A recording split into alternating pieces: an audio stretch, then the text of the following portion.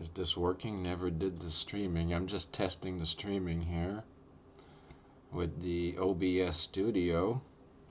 So this is just going to be a bit of a test, but spontaneous. So, you know, no big deal if we don't have a lot of viewers here. I'm not even sure if this is live. It says it's live, 22 seconds. Okay, so we'll wait and see if this works for a few moments. Usually someone comes on. I think this is working.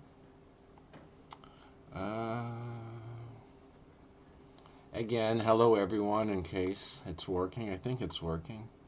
Chat. Hello. I think it's working. So, just basically a hello. It's evening here, 9:54 p.m. Sunday night. It's a long weekend, so maybe everybody's gone here. So, I'm still not sure if I'm live. It says it is, but I don't know if I have to do something else here. We'll wait a few more moments and see what happens. I don't have to do anything here. This is, oh no, it says end stream, so I must be live. Alright, so I'll just, maybe if anything, it'll be a pre-recorded video, so. Here's my paint program. Let's see if this is there. Yeah, it's there, great. Okay, so, again, how's everybody doing? I hope everyone's doing well. And in my various experiments, there's always this argument, it seems, with the measuring of the inputs and outputs. And I try and keep things simple, folks, you know.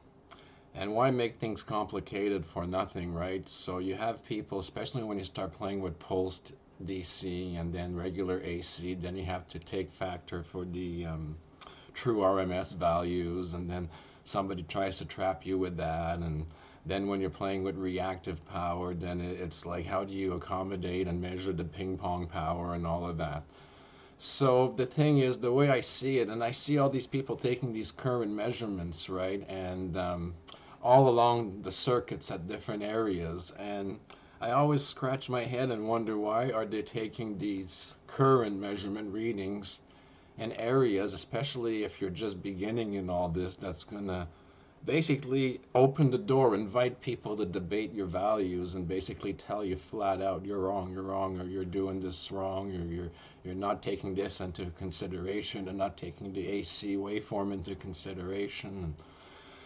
It's just, you know, I notice a lot of basically even borderline trolling with people saying, you know, current measurements are always taken wrong or out of context with this kind of research. So I've covered this before, but I'm just going to show real quick, which I believe is a good way of doing it, right? So here's my paint program here, and we're going to do our input stage. Let's see if I can figure this out. Shapes are going to do our input here. So let's say this is our battery or our power supply, doesn't matter, just call it 12 volts DC. 12 volts DC. I'm going to try and bring the font so everyone can see that. It's a little bit too big.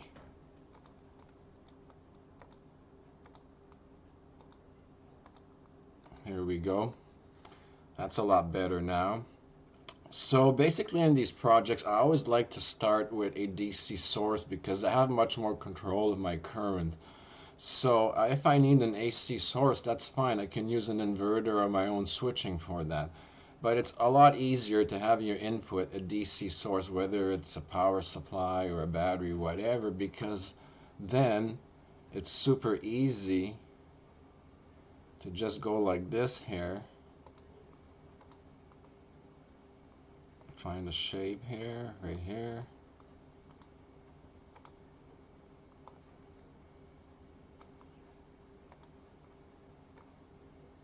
To add your amp meter right here in line with your input over here.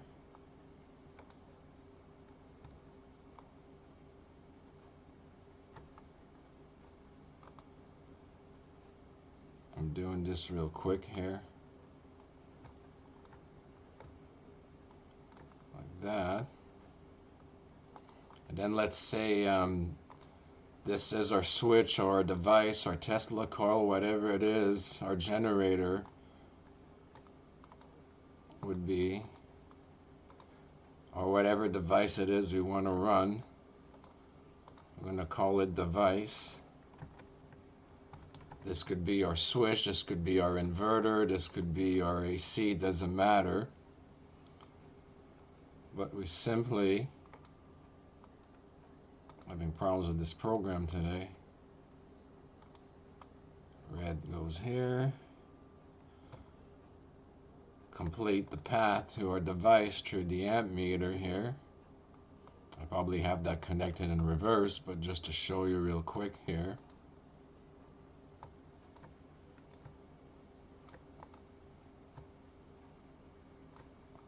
So basically then the device does whatever it needs to do,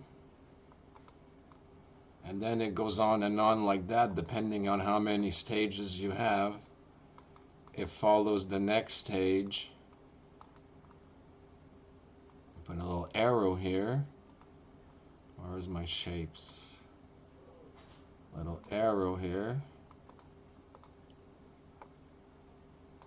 Like this, and then it keeps going. And then finally, if you want to measure your output, it's always best to rectify that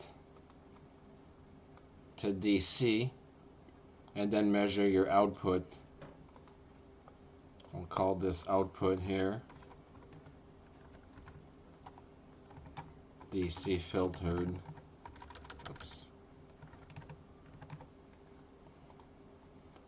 So then what happens here, you have your true output, whatever's going on with your device, and then your amp meter in the front of the DC, which is, so this way here what I'm getting at is whatever your driving device is taking, you know, you can't really screw around with your meaning, you know, right in the front of it. So it's so much easier, whatever this is going to give you, whatever it is, 12 volts, and if it's showing you 1 amp, there's no arguing that. Your input is taking 1 amp, and then your devices are all running. It doesn't matter if it's an inverter, it's a lamp, blah, blah, blah. You know, you'll be able to see it much clearer at DC because this is all DC.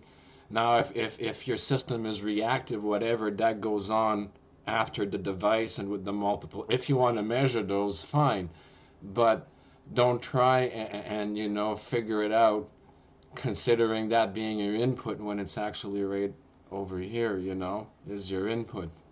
So you've got 12 volt DC. For the first stage is the amp meter, and that tells you everything, feeding everything else. And then finally at the last output, once you've got a DC filtered, then you can make that determination across your load how much amperage you're taking. So it's a lot easier to balance out now without having to figure out, oh geez, I've got AC in the system, I've got DC in the system, I got to accommodate. Yeah, it is if you want to figure out individually and break all of the individual systems down here, but that'll most likely confuse you more than enlighten you, especially if you're just beginning with this stuff. So it's a lot easier to just right here, whatever the amp meter here says, because this is strictly a DC system here, and then feeding switches and whatever. Just a lot easier that way, right? And over here you don't have the interference of anything that may be going on out here that could screw around with your readings, right?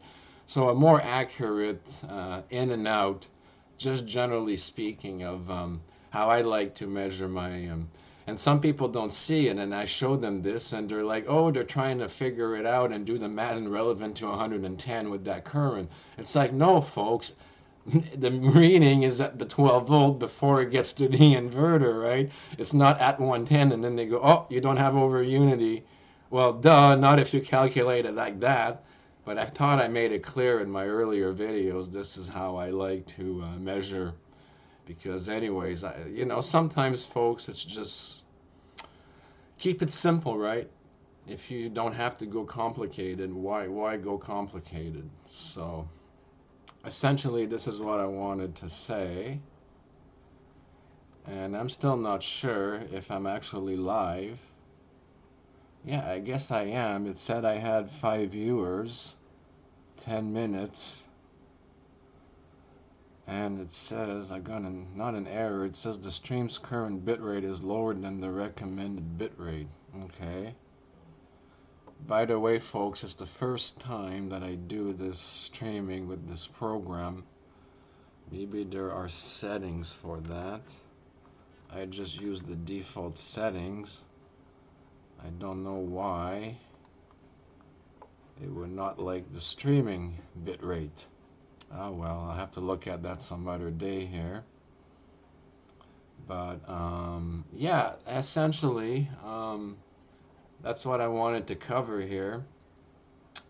And yeah, it must be working because it said I had 17 views at some point. So again, hello everyone. I don't even know if the chat is activated here. I said hello. You're good, Joel. Thanks. Hey, I guess it's working. There we go. So, oh yeah, I see there's a bit of a delay here when I'm talking on the screen. You guys won't see this, but I see the delay from the live on my side and what YouTube is broadcasting here. So, no big deal though.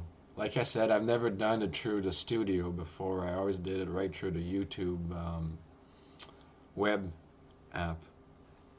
It's working great. Yep, can hear you. Hi, Joel. So I guess the quality is okay, folks, because it's telling me on my end that the quality is lower than the recommended bitrate. And I'm not too sure how to change that on OBS. I'll have to look into it, but my apologies if the quality is not very good. Still trying to learn this live stuff here. At some point I'd like to do these like Skype live sessions like some people do, you know, where 3-4 people just, you know, ping pong ideas back and forth for an hour. Always wondering how they're doing that. I guess they're using something like this. So that'll work. It seems fine. Okay, thank you. Glad to hear. So yeah, I know my picture is frozen there because I was just explaining earlier how I like to measure the input and the output to avoid confusion. And why it is I like to use DC as my input all times and then take care if I need AC, use an inverter later on, whatever, down the circuit. But this allows me much better precise measurement of my inputs and outputs. So yeah, hello everyone again. I know I'm repeating myself. It's a long weekend, so I guess everybody is out partying. I'm too old for that now. So I am home. Yeah, not a lot to talk about here. Oh yes, I was going to buy those PCBs with the switching with the 3 MOSFETs for $90, and surprise, surprise, my typewrite.social domain came up for renewal. I don't know why the .social domain. I guess they grab you for promotion, $25 the first year and $69 the second. So $69 to renew that, and I have to renew it like tonight. Unfortunately, it caught me by surprise. I was going through my emails and it got in my junk from name.com. And there it is for $69, my domain. Oh, I'm not too happy, so. But I don't want to lose the domain, so I'm going to have to. That's what I was going to use essentially to buy the PCBs. So it's going to be delayed a few weeks, but it is on my mind, and that's what I want to get next, absolutely. But I hope people understand that I also can't lose the domain with the form and the Maxwell Wiki and everything on there. So that's what I'm just going to go do there in a few moments. Renew that domain. It's not like I don't have any money for it. I had about $100 set aside this month for this stuff, whatever it's going to be. But I was really hoping for the PCB order. So, ah well, I guess everything happens for a reason, right? So, with that said, I guess I'm just gonna end this. It's been 15 minutes, and I will look into how to like have these Skype meetings live, perhaps. So, by the way, my Skype, I think, is, I don't even know what my Skype address is. I have to look here. I am going to advertise it, but I don't even know what it is off my mind here. I only have a few people on there. I don't use it very often unless I have to, like, talk to people, on live videos and stuff. Had a few podcasts, nothing serious, but I'd have to go on there just to make sure. But yeah, I could announce that, and we can do live sessions more often. Yeah, thank you so much for coming over and confirming it works. So at least I know I can do this OBS program here. I'm a little concerned about it telling me the stream's bitrate is lower than the recommended. But it seems to work, so we're not going to complain. And we'll leave it at that and have yourselves all a great evening. And until next time, folks, and thank you all again.